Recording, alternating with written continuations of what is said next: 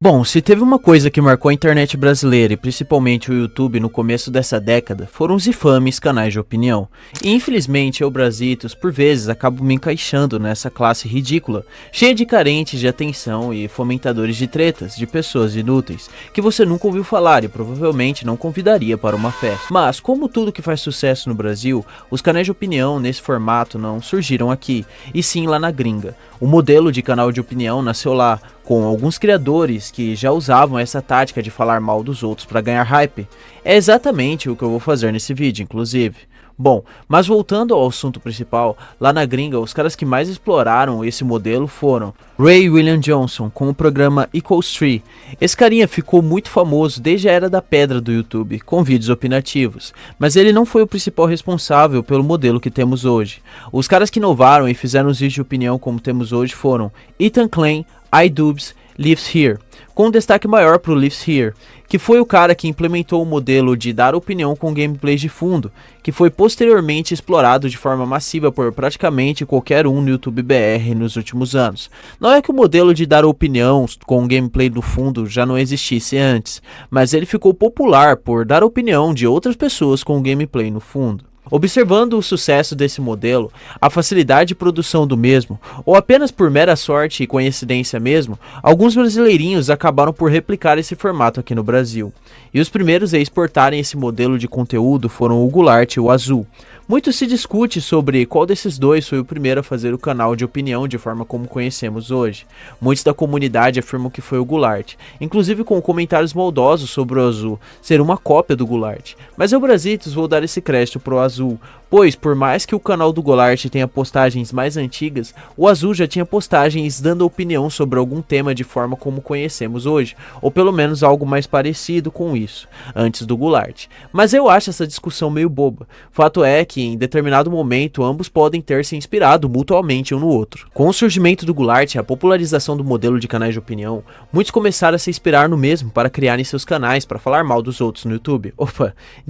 Dar suas opiniões. Tio Sam, por cima, suavemente comentado, essa tendo um estilo mais próprio e que infelizmente desapareceu nos últimos anos, mas ela ficou muito marcada por entrar em inúmeras tretas com várias pessoas no YouTube. E o Utopia, esses são apenas alguns dos exemplos. Ainda surgiram outros canais no YouTube, mas um pouco menores que os anteriores. Esses canais de opinião que surgiram na rabeta do Goulart eram frequentemente chamados de cópia do Goulart, algo que frequentemente provocava raiva neles. Coisa que eu achei engraçada, pois por vezes alguns deles tinham opiniões espontâneas, mas também era comum alguns simplesmente fazerem vídeos falando exatamente as mesmas coisas que o Goulart falava. Mas eu não vou citar nomes, não quero provocar raiva em ninguém. Após a onda inicial de canais de opinião, um nome surgiu, e esse nome acabou por revolucionar o modelo como conhecíamos. Esse cara foi o Digo. Quando ele apareceu, acabou por popularizar o modelo de edição aliada a gameplay. O canal do Digo surgiu e obteve destaque rapidamente. Ele também foi um dos criadores da hashtag Não Somos Cópia, que visava distanciar os canais cópia do Goulart de serem chamados de cópia do Goulart. Fato é que nem todos os canais que eram chamados de cópia realmente eram cópias. Mais pra frente, alguns outros canais acabaram surgindo, como o caso do Ramsés, Sérgio Chateau, Serginho Faô e Kill na Voz. Desses eu gosto do Ramsés, por mais que por vezes ele exagere um pouco nas suas thumbnails, mas pelo menos ele ainda tem espontaneidade em suas opiniões. Claro, esse é o meu julgamento sobre o Ramsés. Você pode pensar diferente. Mas eu tenho quase certeza que boa parte de vocês não clicaram nesse vídeo esperando ouvir a história entediante dos canais de opinião, e sim o porquê de uma classe que antes dominou o YouTube ter caído em decadência com vídeos tão vazios que beiram o ridículo. Bom, para analisarmos o problema, temos que ir primeiro na semente dele, e tudo se inicia, na minha opinião, olha só que belo trocadilho, quando os canais de opinião começaram a perder suas almas, se distanciar do conteúdo que por vezes era mais crítico e analítico, e começar a apenas replicar as opiniões que tínhamos por aí. E bom, eu acho que isso tudo começou a acontecer em 2018/2019, e isso acabou se intensificando ainda mais a partir dessa década. Afinal, muitos canais de opinião perceberam que falar mal dos outros gerava muito mais engajamento, e antes que me chamem de fiscal de conteúdo, eu não vejo problema nenhum nisso, até porque o conteúdo do meu canal por vezes também é voltado para falar mal de outras pessoas, ou só falar de outras pessoas. depende do seu ponto de vista. Mas é fato que atualmente boa parte dos canais de opinião não sabem fazer nenhum tipo de conteúdo além de ficar falando mal dos outros. E claro, por vezes esse conteúdo exerce uma função importante de denúncia. Existem inúmeros casos em que canais de opinião ajudaram a proteger a comunidade da internet como um todo. Casos como o do Zi, Todinho e seu curso maravilhoso, HuckBR, enfim. Fato é que, apesar dessas denúncias, alguns canais de opinião parecem não ter percebido o grau do engajamento que eles tiveram com o passar dos anos. E, ao meu ver, isso se intensificou com o ano de 2023, que foi o auge de muitos canais de opinião, que pegaram muito engajamento com toda a treta da Haluca. Exemplos de Putones, Ramsés, que cresceu muito nesse ano, Tio Jin e o próprio Digo. São apenas alguns exemplos de canais de opinião que ganharam muito mais relevância, assim se tornando extremamente influentes em algumas bolhas na internet. E é aí que eu invoco o argumento de: quem vigia os vigilantes? Afinal, depois de todos esses anos, nós vimos muitas pessoas sendo injustiçadas por esses mesmos canais de opinião. E não faltam exemplos. Talvez o mais gritante deles, e já citado aqui no canal Super Bra, seja o Mario Games, que durante os últimos anos de sua vida foi chamado de Pedro Filho por boa parte da comunidade. E vamos lá, você tem que ser muito desonesto para acreditar que um doido com o intelecto de um menino de 12 anos iria ser Pedro Filho. Mas, tá bom, eu vou fazer uma breve análise do Mario. Primeiro, que tal Pedro Filho nem era tão safado assim. Ele tinha tesão por mulheres com cabelos ao vento. Ele é bem inocente se comparado com a média.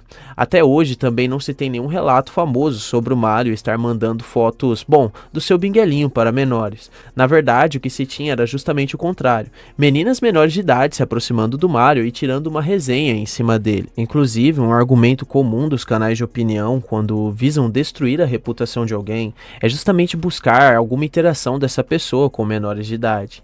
Imagina o choque de surpresa que vai ser para alguns canais de opinião quando eles descobrirem que antes dos 18 anos as pessoas também fazem maldades. Ainda mais no caso do Mario Games, que era facilmente enganado por fakes. Tudo que se tem de suspeito sobre o Mario Games são fala dele assumindo um suposto namoro de 4 anos com uma menina de 16 anos. Internautas fizeram os cálculos que 4 menos 16 dá 12. Isso realmente seria estranho se tratando de um cara normal. E olha, tem muito cara normal aí que a comunidade idolatra, que quando tinha 18 namorava com uma menina de 13. Mas eu não vou citar nomes para não gerar constrangimento. Inclusive, também não vou citar para não levar processinho, né? Mas no caso do Mario, vamos lá. Eu com 12 anos passaria a perna facilmente nele. Então, se essa menina existiu, provavelmente era só mais alguém querendo tirar uma resenha em cima do gordinho. Outra, se o Mario tinha esse relacionamento, por que em momento algum do seu canal ele fez uma dedicatória para essa menina? Coisa que ele fazia para todas as suas outras namoradas, e era um feito comum do Mario. Por isso, vocês acham mesmo que um doido conhecido por cair em fakes não poderia simplesmente ter sido vítima de mais um? Ou apenas ele inventou tudo isso, que só mostra o tamanho do seu intelecto e capacidade de fazer o mal? Até porque, quantos Pedros Filhos saem por aí falando que são Pedros Filhos? Para encerrar, eu reitero que não vejo problema nenhum em extrair conteúdo em cima do Mario Games. O famoso luz, explicando rapidamente o que é luz para aqueles que não sabem, é uma brincadeirinha, uma piadinha, uma risadinha em cima de uma pessoa. Mas não venham querer sinalizar virtude com isso aí. Vocês só estão querendo views em cima do doido que não tem capacidade de se defender. E pior, já tem aparência de alguém socialmente desajustado. Eu, Brasito, se fosse zoar com o Mario, faria isso com a plena consciência de que estou fazendo uma maldade. Mas parece que o tio Sam não quer dar o braço a torcer.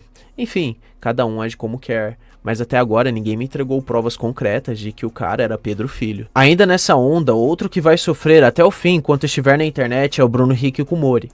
Eu, Brasitos, assim como no caso do Mario Games, sei que ambos ficariam muito melhor se ficassem longe da internet. Mas é fato que ambos compartilham de algo muito comum. Eles podem ser facilmente feitos de low call. Bruno não tem a capacidade de argumentação necessária para se defender. E isso já foi provado em Caos. Tem um vídeo falando que você ia ser pai, inclusive. Uhum. Sim, porque eu fiquei casado durante uns 9 meses. Casado? Você foi Casado pai? ou web casado, né? Web casado. Casado de morar junto. 9 meses. E você foi pai? E você foi pai? Não, o chat tá fazendo uma pergunta importante. Qual que é a idade dela, Bruno? O chat tá perguntando uma coisa importante. Qual que é a idade dela, Bruno? 18. Ela tinha acabado de... Inclusive, algo engraçado para citar dessa call. Todas as pessoas que estavam lá estavam contra o Bruno, mas eles não tiveram a mínima capacidade de formular uma acusação decente e transformaram tudo numa grande gritaria. Mais uma prova de que o Bruno é facilmente feito de low call. Mas quando eles fizeram isso, eles acabaram perdendo. Até porque depois ficou muito fácil para o mesmo se defender em cima de tudo aquilo. Porque aquela call tinha um teor inquisitório muito forte. Ninguém ali acreditava na inocência do Bruno, ou pelo menos dava chance para o garoto se explicar. Fato é que o mesmo também se aplica ao Mário. Mas vamos lá, antes que vocês comecem a me xingar e digam que eu passo pano pra Jack, deixa eu contextualizar vocês. Eu, durante muito tempo, talvez por influência de alguns canais de opinião aí, também acreditei que o Bruno Hikikomori era um Pedro Filho viciado. Afinal, eu pensava que o mesmo tinha toneladas de CP em seu PC e se vangloriava desses vídeos. Inclusive, eu pensava, como um cara desses não foi pego pela lei? Mas a realidade tende a ser decepcionante, ou nesse caso, o contrário disso. Bruno foi pego com um vídeo em seu celular, cujo mesmo não teria assistido, e nesse vídeo apareceria uma mulher com um menor de 13 anos. A duração do vídeo seria de aproximadamente 8 segundos. Bom, durante esse vídeo, essa mulher estaria fazendo um chup-chups no garoto, sendo ela, então, a figura erotizada de todo o vídeo. Se você duvida de mim, ouça o próprio Bruno falar. 3 horas da tarde, que eu já tava preso lá na celinha, eles me chamaram pra dar um outro depoimento, que eles acharam esse vídeo na galeria. Aí eles falaram, você tem esse vídeo aqui? E no próprio depoimento na delegacia eu falei, não conheço esse vídeo, não tenho conhecimento, não sei o que é esse vídeo. Eu participava de vários grupos de humor negro, e tinha várias piadas envolvendo esse tipo de coisa. Eu não achei que era um vídeo explícito. Mas é óbvio que boa parte dos canais de opinião não procuraram dar espaço para que o mesmo pudesse se explicar de forma minimamente honesta. E é bem fácil encontrar o Bruno Hikikomori, inclusive. Provavelmente ele passaria o Discord dele para você se você fosse comentar na live dele pedindo. Mas enfim, vamos voltar. Fica muito mais fácil chamar uma pessoa de Pedro Filho. Afinal, essa pessoa não tem meios de se defender, principalmente quando são vários canais fazendo isso ao mesmo tempo. Novamente, eu Brasitos reitero que cada um fala e faz o que quiser na internet, mas se tratando de uma acusação tão grave dessas, é no mínimo injusto não dar o espaço necessário para essa pessoa se defender.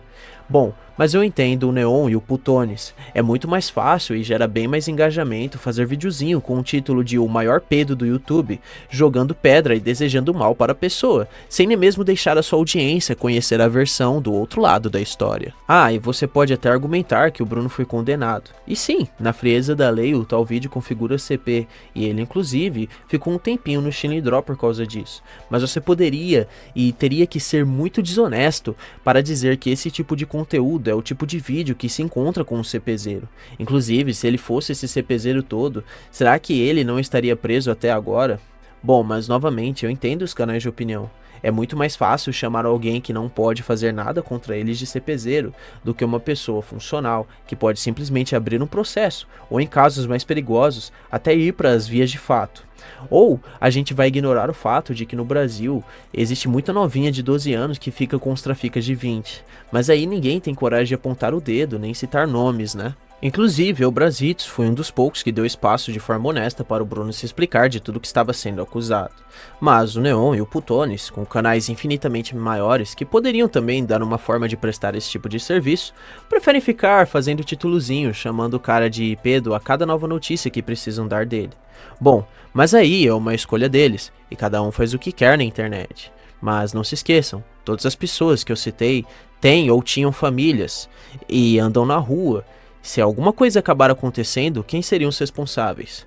Bom, mas novamente, cada um faz o que quer na net.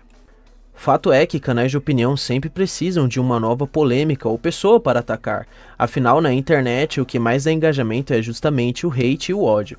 Eu, Brasitos, entendo bem isso. E só ressaltando, as pessoas acham que quando eu aponto essas coisas estou atacando elas, mas na verdade só estou falando as coisas como elas são. Eu sei disso e falo para o público, mas vão ter sempre aqueles que vão tentar sinalizar virtude dizendo que não fazem esse tipo de conteúdo para farmar. Mal sabem eles que não existe virtude alguma em ficar sinalizando virtude. E falando em sinalizar virtude, é fato que muitos canais de opinião são extremamente covardes. Afinal, eles, por incapacidade intelectual de dar opiniões, ou apenas por medo, apenas replicam o que a maioria está falando, ou justamente aquilo que os maiores canais de opinião falam. Assim, o vídeo do canal de opinião deixa de ser opinativo e se torna replicativo, talvez por medo de comentáriozinho xingando, ou do streamer A ou B não reagir mais aos vídeos em live, porque ficou ofendidinho. Muitos canais de opinião de baixo clero não falam o que pensam, mas falam exatamente aquilo que vai ser mais confortável a longo prazo para eles. Se vocês duvidam de mim, basta ver o tanto de personalidades que os canais de opinião jogaram lá em cima nos últimos anos. Felca talvez seja o maior exemplo de pessoa que os canais de opinião idolatravam como um deus, para poucos meses depois estarem xingando. Eles fazem isso por justamente seguirem a manada, sem nenhum tipo de capacidade crítica ou escondendo essa mesma capacidade, para fazer a famosa contenção de danos. Assim, muitas pessoas ruins acabam ganhando pedestais apenas por incapacidade crítica desses canais. Ou será que eu fui o único que percebeu que aquele vídeo da adultização não passava de uma cilada do governo para passar regulamentação na internet? Bom, eu acho que muita gente percebeu, só não falou porque estava com medo de ser atacada pela legião de fanboys do Felca que estava aparecendo naquela época. Também tem outro exemplo, alguns canais de opinião estão tão agarrados a determinadas bolhas que vão sempre se posicionar favoráveis às mesmas, principalmente quando se trata de streamers grandes. Afinal, existem pessoas que preferem servir no céu do que serem reis no inferno.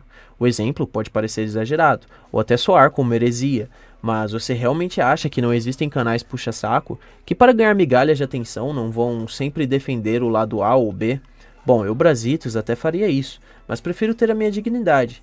Afinal, ninguém veio me oferecer R$1 bilhão para defender ninguém. Então não duvidem. Se esse vídeo fizer certo barulho e acabar desagradando algumas pessoas na internet, a massa idiota virá me atacar apenas pelo peso das minhas palavras, coisa que já fizeram em todos os vídeos anteriores desse canal. Eu não posso deixar de dizer que me orgulho, pois esse é apenas um dos luxos de ter um caráter, você concordando com ele ou não. Mas voltando para o ano de 2023, os canais de opinião, depois da treta da Haluca, perceberam que para ganhar o máximo de engajamento é sempre necessário ter o máximo possível de sensacionalismo em seus vídeos. Por isso, muitos escolhem o lado mais forte, ou pelo menos o lado que a maioria das pessoas julgam estar certo, e criticam o outro lado com todas as forças, por vezes até fazendo ataques diretos à honra do outro lado. Por vezes, essas estratégias acabaram rendendo bons frutos.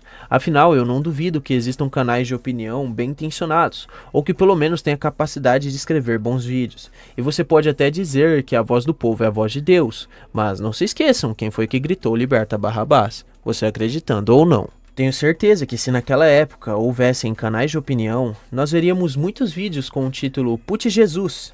Fato é que a estratégia de apontar o dedo para o outro lado por vezes não dá tão certo, principalmente quando ninguém conhece quem são os envolvidos na treta. Pois desde a época da Haluca, os canais de opinião ficaram sedentos por tretas espetaculares como aquela. Mas isso não acontece todo dia. Aí eles se veem obrigados a procurar um conflito entre dois anônimos na internet, para ver se farmam views. E pior, acabam dando espaço para esses dois anônimos da internet, que antes ninguém conhecia. Bom, novamente eu não estou dizendo que isso é errado, só é meio patético. Então vocês podem ter certeza que quando tretas como essa da Bianquinha e do Alexandre acontecem, muitos canais de opinião dão graças a Deus, pois vão ter bastante conteúdo para farmar nas próximas semanas. Inclusive, não se esqueçam o tanto que aumentaram a duração da treta da Haluca em 2023. Isso aconteceu justamente para que a farm dos canais de opinião continuasse. E eu não posso deixar de lembrá-los. Muito provavelmente, em alguns momentos daquela treta, teve muitas coisas que aconteceram que foram combinadas para continuar o hype daquilo tudo. Inclusive, eu mesmo, Brasitos, dei alguns pitacos em toda a situação atual da Bianquinha. E por mais que o Brasitos tenha um pensamento diferente da maioria, eu não duvidaria da capacidade da mesma em estar arrastando essa situação apenas para trazer engajamento para si mesmo. Algo que, novamente, não acho errado. Bom, e com a queda da qualidade do conteúdo e principalmente o surgimento de muitos canais nesse cenário, vai ficar cada vez mais comum que, quando tretas desse tipo apareçam, elas sejam arrastadas por meses. É meio patético ver como canais de opinião não conseguem fazer nenhum tipo de conteúdo além de falar mal dos outros. Claro que existem canais que já nasceram com esse propósito, e dá pra falar mal de alguém escrevendo bom roteiro e tecendo boas críticas. Bom, enfim, cada um vive e fala o que quiser na internet. Porém, é fato que os canais de opinião acabaram perdendo suas almas com o passar dos anos. Até porque, quando a maioria não consegue falar nada de espontâneo, o que é que sobra?